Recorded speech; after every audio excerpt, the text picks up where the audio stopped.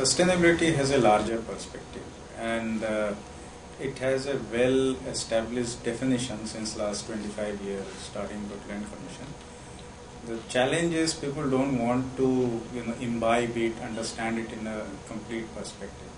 But sustainability is not anti-growth. It is the growth which has to be inclusive. That's how I look at it, sustainability. We have to grow, we have to sustain, but at the same time not at the cost of others or at the cost of future generation. That's how we look at the sustainability. Companies practicing CSR in their business processes, or for them CSR or corporate sustainability is still in the philanthropy mode? I guess it is changing, and it's not right to say that they are not practicing. I guess they are practicing, but it is not in any certain defined framework. So the framework in my view is missing, and that's what it's more look as a philanthropy, it is more look as a charity, but in some sense yes, it is creating impact. In absence of framework, it becomes very difficult for any external agency or stakeholder to figure out that what kind of impact this activity of a company's philanthropic activity is making. So I think what is missing is the framework in this case.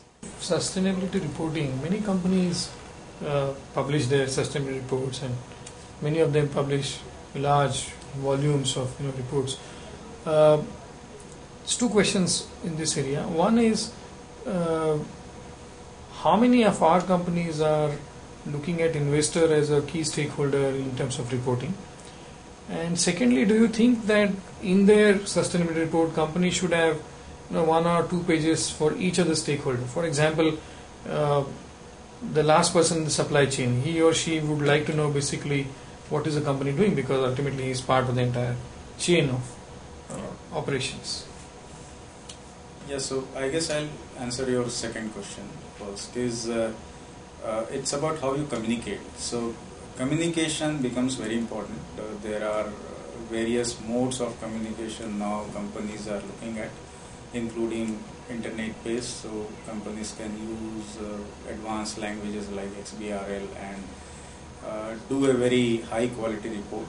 And then I would assume internet access is there with most of the people now who want to read that report. And then that media can be used very effectively to communicate, not necessarily restricting to number of pages. Probably you can give much more information what otherwise you can give in another 100 or 200 pages. Second, which more relate to your first question, what I have seen is it depends on the maturity of the company.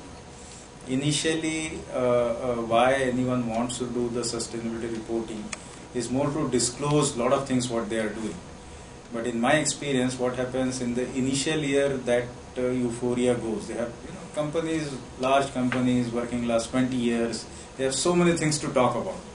So there they want to do justice with every employee who has contributed to this journey and every project that they have taken.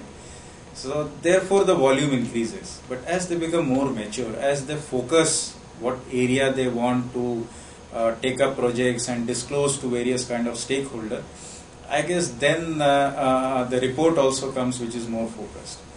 A related aspect is also defining the stakeholder appropriately, which companies are learning. What they do is they are doing robust stakeholder mapping process, and then the report gets aligned to that. So that is also evolving and mapping an appropriate stakeholder for the report. Do companies fear that they are disclosing too much information in their sustainability report? Do they want to hide some information?